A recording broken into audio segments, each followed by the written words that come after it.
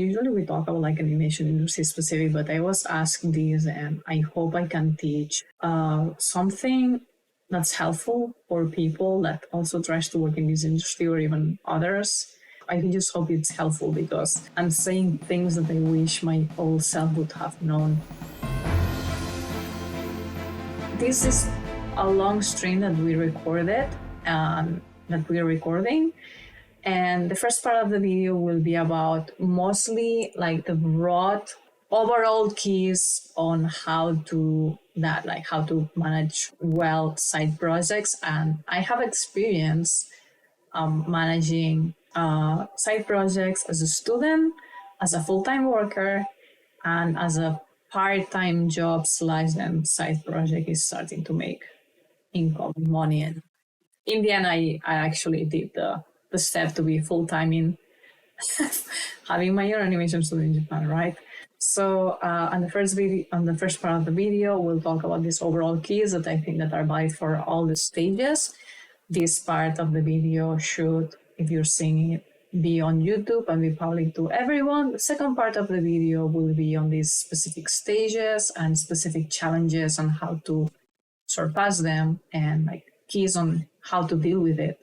So, and that part of the video will be for mostly supporters of us, most likely on Patreon. If you're in doubt, check the description of the video and you'll find it. And we've been asked from one of our community members, actually I think they're a Patreon, like a supporter of us. We've been asked about sharing like these tips and these experiences.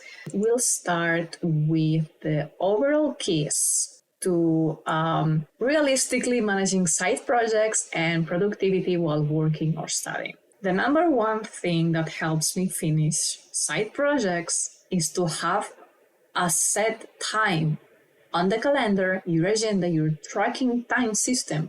You have a slot of time dedicated for that side project. That could be something that's like a habit, like every morning before going to work, I have half an hour, 2 hours of that side project. I will use as my example that when I was studying, for example, I was doing a web comic. So I would always have like a chunk of time in the morning for the comic. And then I would, if I could, or I feel like it, I would add more times during the day, like before and after. Like more like before, and I would just wake up and start writing or start drawing, and then I would do the rest of things, right? So having a set time there where you cannot put something else there, you have it on your calendar, you have to do it. Like that helps a lot to start. Otherwise, just wishing that you will find a time doesn't help. Tied to that calendar, if you have some structure for your project, like a goal you want to achieve, like for example, if the project is something that's progressive, for example, I want to become a better writer, so I'll keep just doing articles. I don't know, maybe you do an article a week, things like that. That's like a progression that has like maybe a goal, like one article a week, and then you keep going. Or it's just like, I want to be a better writer, and I'll just spend 30 minutes every day writing. That's like a progressive type of thing that having a set amount of time will help you a lot. At this, it helped me. But what I'm most familiar with is in having a goal, like for example, release a comic by this deadline. I want this chapter done. If I want this chapter done by that deadline, it means that by these weeks I need to make the storyboard. But these other weeks I'll review that the characters are well and so on. Then I'll do the draft. Then I'll do the inking. So I work like on what's the goal and then build back on that, put it on the calendar, which task do I have to achieve. So that's like the clear thing. If you are like, okay, so I have 2 books I want to recommend. The first one is called The One Thing. Okay, yes. So the first one is called The One Thing book. And the other book is Atomic Habits. Now, the one thing will help you focus, like try to find like what's the one thing that you want to work on. Because if you have like multiple side projects, it's even more difficult. So focus in one, or like have one main and the others are like hobbies.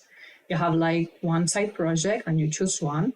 And then with the Atomic Habits by James Clear, that book will help you build a structure in your life, and where you can keep doing that. Like it becomes a habit. It's on the calendar and it's like, okay, like every weekday before work I do this, or at lunchtime, or at after work, or after study, or every weekend, every Saturday I do this. And it helps you like, okay, like maybe to have that habit, I should like do some things around it, like maybe say to people that I will not be available on Saturdays afternoon, or maybe prepare the room. Okay, like I will have my notebooks and computer available, like make a space so the habit is easier. So these tools will help you a lot in terms of like time management and what I'm referring to, which is have the time to do the side project and set it aside beforehand. Obviously, depending on what you're doing in life, your life will be more difficult to organize in a time constraints and so on. Obviously, there's other factors and so on, but trying to have it blocked in calendar, that then if something happens, you can switch it with something else. For example, it already helps. It doesn't have to be set on stone. Like, for example, every morning I will do it, but then one day you fall asleep, something happens. Okay, then can you put that time another day? Or maybe just, okay, then next day you'll try again, because like maybe that time slot is lost forever, but you can keep going on the next day. So something like that should be very helpful, at least for myself. It was. That doesn't mean I didn't switch things.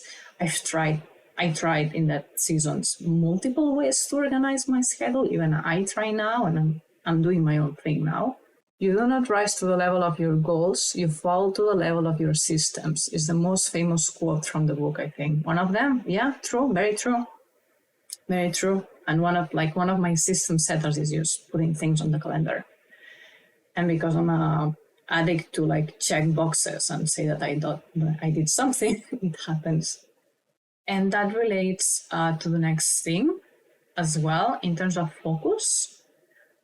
Sometimes the time will be on your calendar. You'll have that's a lot of time to do your side habit at your side project, and you will not feel like it because you're tired, because there's something else you want to do, because something happens. Like you are actually in a position where you physically can do the thing, like draw the comic or write the book or wherever you're doing, right? Like I'm using my own examples because that's what this conversation is based on. But basically, you're there, you're ready, but emotionally you're not.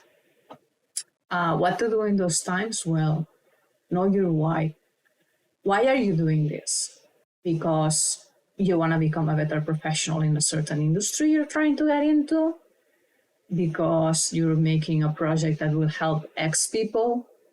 Because you want to be a different person and like, I don't know, maybe your side project is becoming like super bulky and fit. Like, okay, like you want to be this different person. Consistency will help you. And remember, one day you skip is a day that you're either keeping or going backwards. So like remembering your why, like why did you start this, is very key.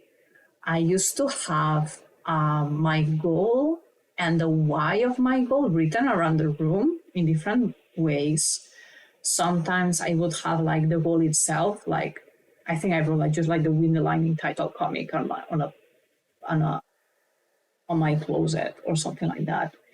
I also had the habit at some point to write every day for like a month or something, or like even longer seasons, write my whys and my goals and why I have that goals every day to keep myself motivated for those days where it's difficult.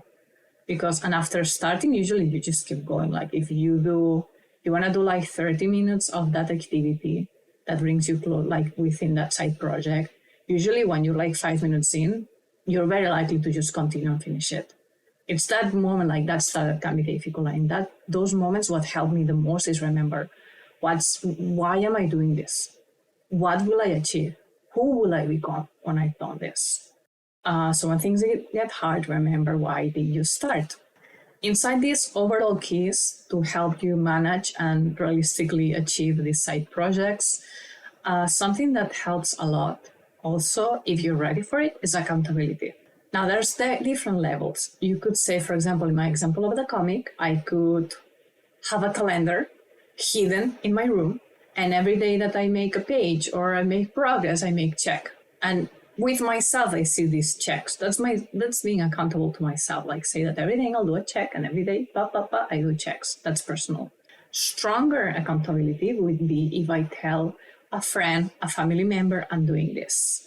And inform them after, I don't know, a month, like how many days did I do that comic pages? How many pages did I do? Many levels. There's other levels that's putting it online. Not saying every day I'll do the comic and every day I post a tweet or wherever social media I use, I made my comic page today. Even better, I release the comic online. I say every day you'll have a new page and every day there's a new page. That is a lot of motivation, but that is also a lot of pressure. And in that sense, I would say you will know best what fits best your project, and you can also test, right? If you one day say you will do something and you start doing it and it becomes unbearable or you don't enjoy it anymore, your why and reason why changes, your schedule changes, you can go back. You can change the level of accountability. I suggest that you say, hello, people reading this, I will not do this anymore, or I change how I'm doing it. Instead of 1 page a day, it will be 1 page a week. Wherever is necessary, you can go forward and back in these accountability steps. Usually it's good motivation, but if it starts feeling like a bit pressure that you're not enjoying your side project and it's clashing with the reason of why you started, you can reconsider. I'm giving you permission. I'm telling you something I would have liked someone to tell me at the time when I felt a lot of pressure doing things like that. So listen, please listen, for everyone's health, for your health. Then see comments. Nothing beats crossing your checklist. No, it doesn't. No, it doesn't. Okay, so next thing that I want to mention related to accountability is publish and get feedback. Publish meaning that you put it out there, that side project of yours. It could be like, for example, in the other example that's not artistic, maybe you're trying to become a bodybuilder. Publish it would be take a picture of yourself and post it online, or post like your repetitions and the exercise you've been doing. Get feedback from other people, like maybe other trainers, other people doing exercise and how things are done, and do it with others. Have something doing it together. It doesn't mean that you're doing the same thing together. For example, if you're doing a comic, you can do it with someone else and you will keep yourself accountable, right? Like, because if you don't do the inking, the other person cannot color it. Like it will have to happen. Obviously, it's an art to find the right partner because not everyone fits, not everyone matches, and not everyone matches in the same project forever either, right? Like some people will move on and they will be slower or faster, and that's okay. But it's something to test.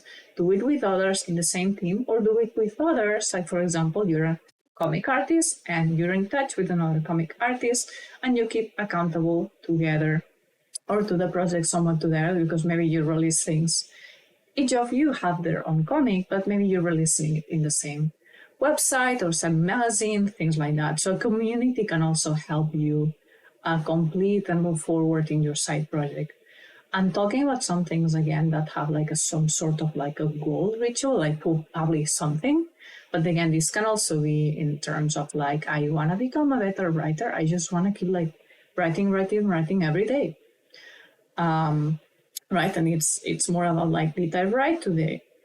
You don't have to publish. I'm just saying things that could help you, that you can test and move from one to the other. Okay, from everything I said, I tested almost everything of what I said, and I know what worked best for me, and I know things that maybe I wouldn't even try again. We've talked about a lot of getting the work done, but there's something that's also a huge key on project management and side projects specifically, which is rest.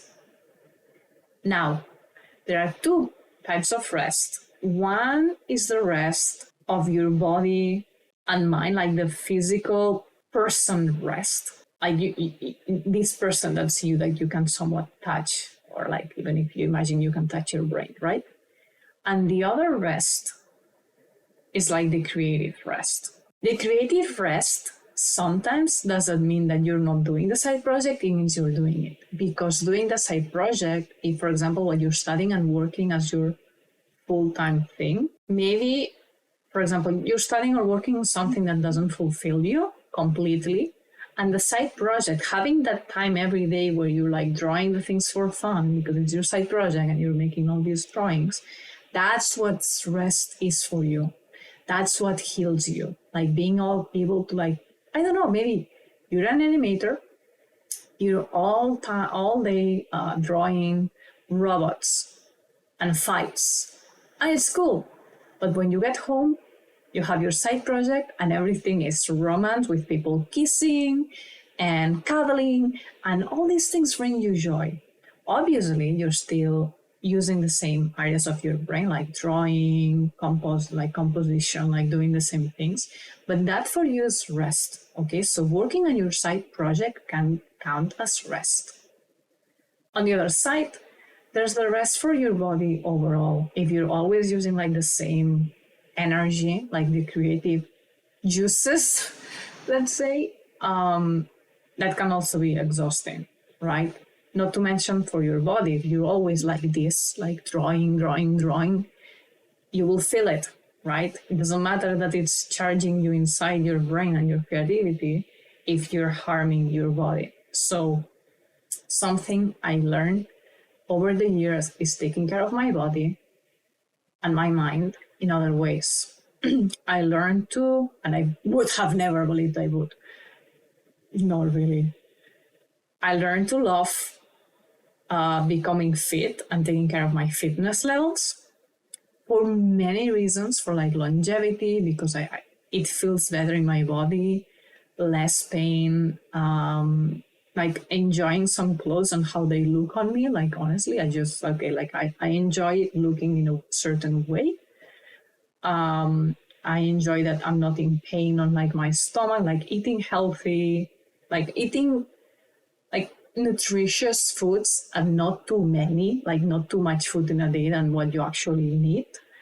Doing all these general things that wherever the industry you're at, if you take care of your body physically, it will make things easier. Like if you have a good sleeping pattern, like sleep, your sleep, your diet, your level of exercise will help you or go against you in many ways. There's no correct way to say like what exactly do you need. It depends on your circumstances, where you are in the world, where you are, like the things that you have available for yourself. But you will know as well, like am I taking good care of my body with the assets and with the resources I have around me. In my case, I have done a poor job and I have done a better job depending on the season. I've got myself literally sick while having side projects because my diet was terrible, my exercise, like I didn't know much about nutrition at the time. And I also didn't exercise very efficiently. My sleep, I've always had a bit of issues in sleeping, like falling asleep. And particularly that's something that I still struggle depending on the season. But I know that when I put an effort to be better in my body and, like exercise, sleep, diet, whenever I do, I never regret it. I may do mistakes. Just last week, I overtrained and it took me many more days to recover from there than I thought. Right now, I'm fit again and I can do a full workout if I want to and everything. Like this morning, actually, the workout before anything else. I just woke up, got my weights, and did my workout. I increased a bit my repetitions for something, so I even went further. I became stronger, and then shower, eat.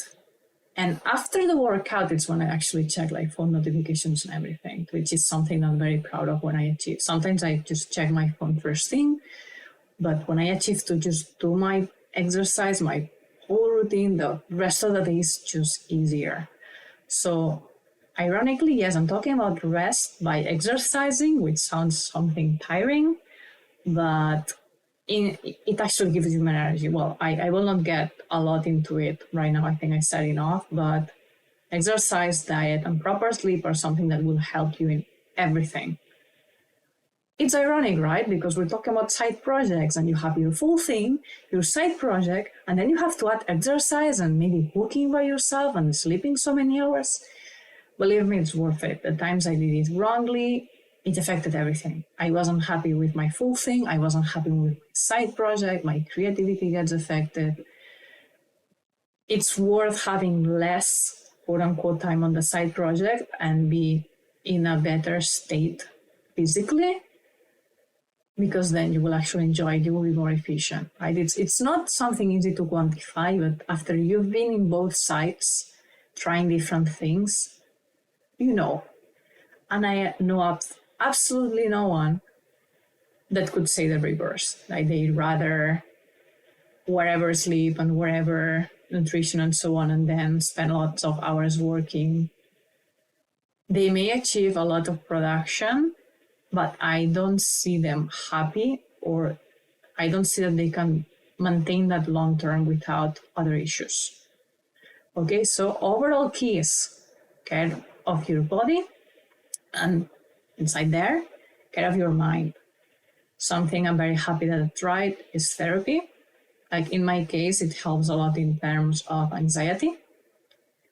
And there's other ways that are also helpful to, like for example, my mind is very anxious, and or like it has periods where it's just focused, it just everything is rushing.